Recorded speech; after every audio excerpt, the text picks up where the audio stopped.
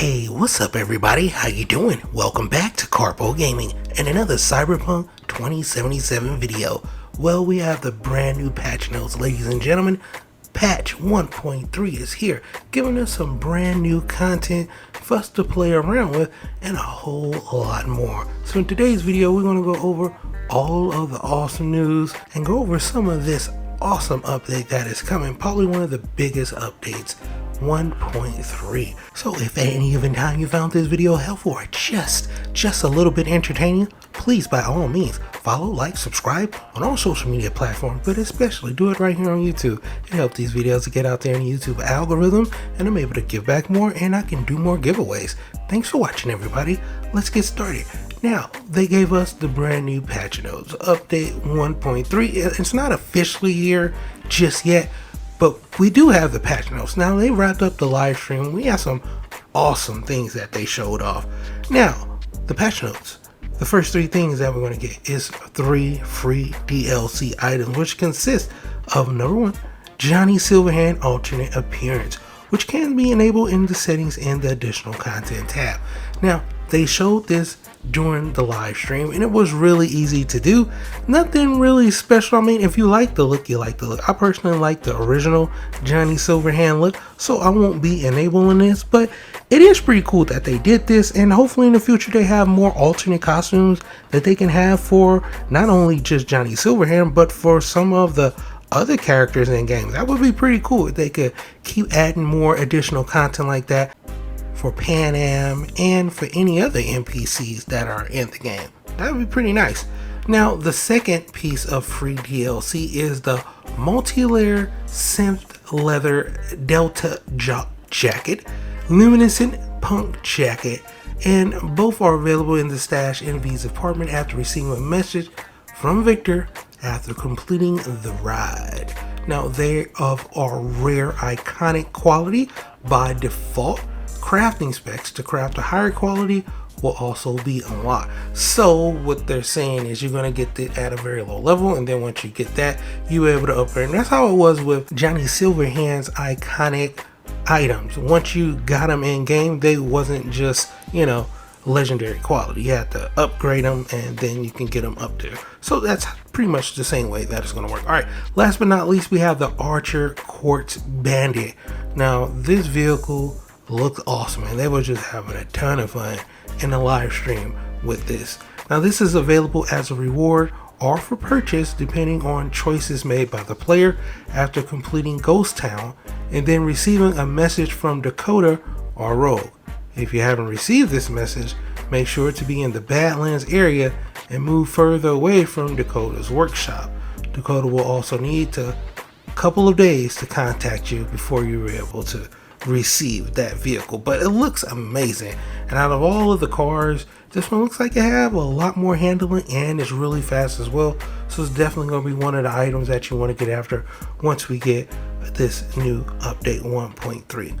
Alright, and ladies and gentlemen, for the rest of the video, we are actually going to be going over the real patch notes that is coming in 1.3. Now, it is a ton of improvements, fixes, and a whole bunch of stuff. So this is how we're going to do it. Each section, I will be time stamping it down below so you could just jump right into the section that you want. And I'm going to go over all the important stuff. And it is so many patch notes here. It's well over 20 minutes. I'm going to condense it down. And we're going to go over all of the main parts from each section. So that's how we're going to do it. So first up, the first section under improvements, the main thing that you want to know about this section is that they've improved the minimap zoom level when driving so that it is more zoomed out and easier to navigate. Now, this was displayed during the video that I put out yesterday when they showcased some of the things that was coming to update 1.3, and it is a ton of stuff here. Some things you might find relevant. Like I said, I'll leave a link down below if you want to read it, but under gameplay, this is pretty cool. The fixture issue where crafting specs from clothing stores were available only during the first visit to the vendor. Now, this is huge. This is basically fixing what we've always wanted to be fixing. Finally, they fixed it. So if you went into any store, whatever exotic clothing that you wanted to bag, that was it. That you only had like one chance to get it. And every time you went in there, it was the same thing, right? So finally they fixed it. Now when you go into the store, even if you already bought some, you flip the vendors, they'll have new clothing item, which is awesome. So they finally fixed that. That is definitely a needed change for sure. And like I said, there is a ton of stuff here that you can go over, ladies and gentlemen. But we're going to jump over to stability and performance across platforms. Now this section discusses changes that enter all the platforms, but many of them make a bigger difference on last generation consoles and lower performance machines such as the PlayStation 4 and the Xbox One.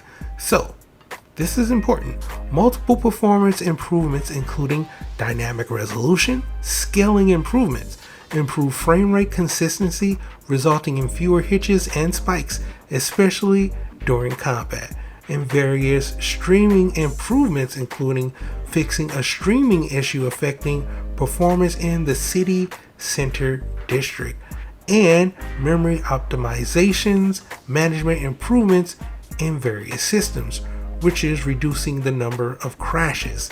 Numerous crash fixes including fixing crashes that occur when loading a save after the car combat sequence with Arasaka agents, fixed a crash that occurred when waiting for Thompson before leaving Atlantis and Never Fade Away, and fixed a crash that occurred after turning off and on the crowds on minimap options and setting multiple times. So that is huge. How big is this? Well, if it does what it says it do, then basically Cyberpunk 2077 is fixed on PlayStation and Xbox, which is huge. That's what it says right here. They fixed all of the crashes and the hitches. Finally, there's been multiple updates leading to this, but we'll have to see in game exactly how that is going to work out. Now under UI, they have a whole bunch of stuff here, and like I said, some things you might find relevant for you, but it is a ton of patch notes. Like I said, this video will be well over 20 minutes if I did that. So under graphics, audio, and animation, same thing, ladies and gentlemen. It is a bunch of stuff here, like no BS. As I look through this, I'm like, dude, I could be reading you all this like I normally do, but it is so much stuff here. We have environments and levels that are going to be worked on, which is pretty awesome. We have quests, which is going to be worked on, which is awesome, and it is a ton of stuff here. Tell you the truth, it's well more than 20 minutes. This video will probably be an hour if I read all of this, no BS. The next section under open world, they fixed multiple things under open world, and then they go gig by gig, and it's so much here. Seems like this update is going to be, I'm just saying, it looks like this update going to be like 60 gigabytes. It looks huge, like no BS. It's going to be the biggest update probably that we've seen so far. So yeah, this game is looking like it's going to be over 200 gigabytes. Like, that's crazy. But the next section under miscellaneous, we have something that is really cool. All right, a gift from Judy can now be found in V's apartment after players received a text about it after completing her romance side quest.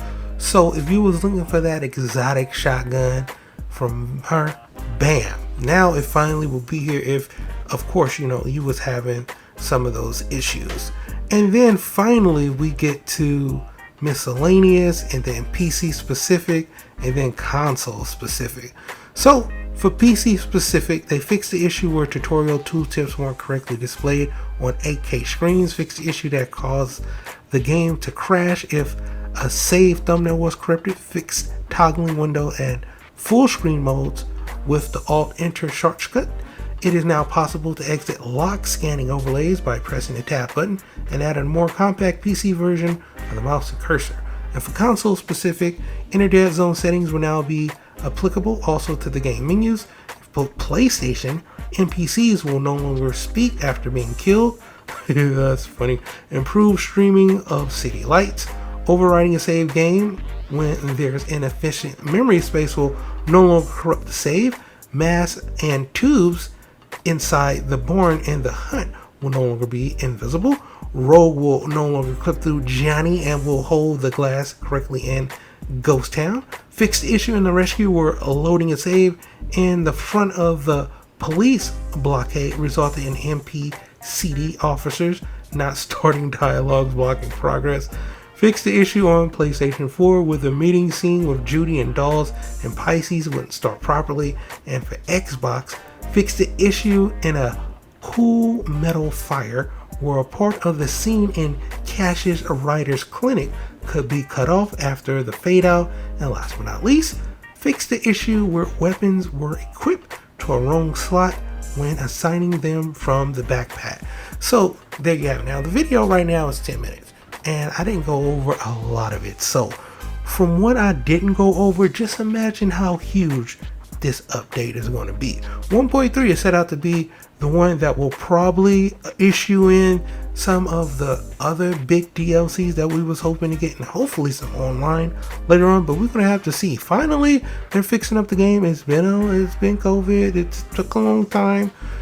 I'm just saying, it's happening. So that's a good thing, ladies and gentlemen. It's a step in the right direction. We'll see where the rest of the future of this game goes. But for right now, that's pretty much going in for the video. Hope you truly enjoyed it. Once again, if you are new to the channel, how you doing and welcome. Don't forget to subscribe. Right here at Karpo Gaming, upload a wide variety of videos ranging from updates, tips and tricks, guides and news, and a whole lot more. So hopefully you enjoyed this video. Once again, thank you everybody for all your love and your support. And as always, I'll be seeing y'all in the next one. Later.